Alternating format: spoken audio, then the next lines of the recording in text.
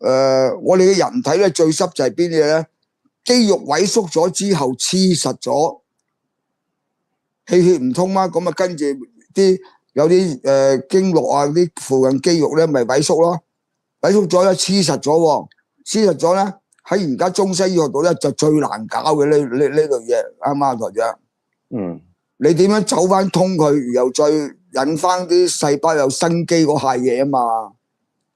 但係嗰啲手法我有嘅，但係我就啱我爭咗少少巧妙咧，就冇諗到將佢嗰個交接位啊，有兩樣工具咧，個交接位時間咧就喺佢嗰度咧，我又受咗啟發。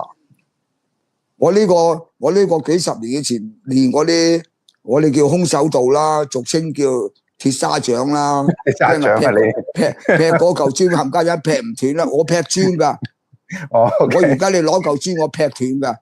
咁你變咗咧，你咪全部打到入邊嗰啲血脈啊，啲肌肉咪麻木晒啲神經，啱唔啱啊？係麻木神經晒，你拉唔到噶。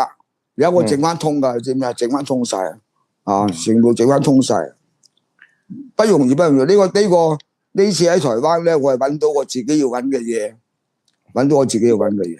因為你有啲地方唔通咧，你去100歲都不容易啊，冇話百幾啊，啱唔啱啊？但你真係全身乜嘢咧都要打通晒。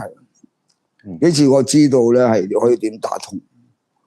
如果正常之下冇意外咧，冇意外啊！而家世間人咧去到81、2歲咧係應該好濕碎。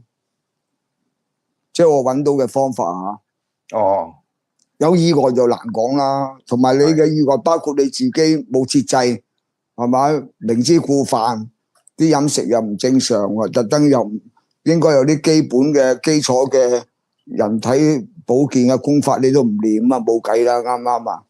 嗯，同埋你加上心理唔健康嘅，瞓唔着咁啊，梗係冇計啦。或者有啲人嘅職業病咁又係短壽啦。嗯，如果正常情況之下咧，你去到百零歲咧，而家個時代咧應該冇問題。